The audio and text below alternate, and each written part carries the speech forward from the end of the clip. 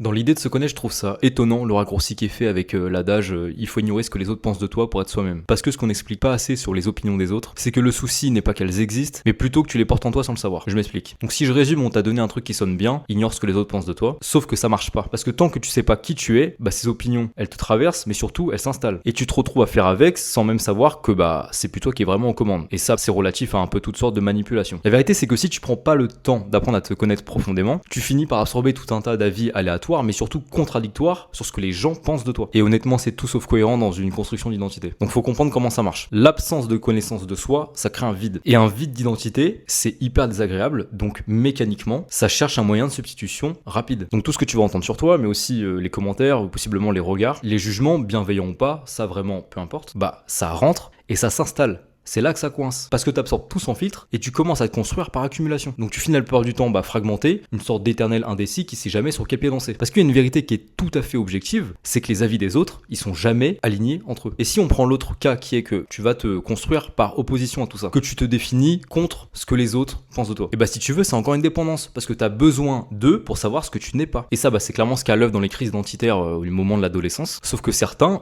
continuent comme ça toute leur vie. Et ça, c'est ce qu'on appelle des adolescents. Donc la vraie solution à tout ça, c'est pas d'ignorer les autres. C'est de te connaître assez pour que leurs opinions restent ce qu'elles sont par définition, c'est-à-dire des opinions. Et les opinions, globalement, ça va, ça vient. Et donc c'est pas censé avoir d'emprise sur toi, du moins s'installer en toi. Et d'ailleurs, te connaître profondément, c'est pas du nombrilisme. Plus tu sais qui tu es, moins les autres ont de prise sur ce que tu deviens et décident de devenir. Et si tu te dis qu'apprendre à te connaître, c'est exactement ce que tu cherches à faire en ce moment ou ce que tu fais activement, c'est précisément ce que je creuse dans mon podcast. Ça s'appelle Leads. Les liens Spotify et Apple Podcast sont en bio. Le point d'ancrage de mon podcast à l'essentiel, c'est justement un propos sur la singularité de chacun. Donc si ça t'intéresse de poser des pas plus nets pour ta quête personnelle, les liens sont en bio. Et à défaut, je te laisse liker et t'abonner.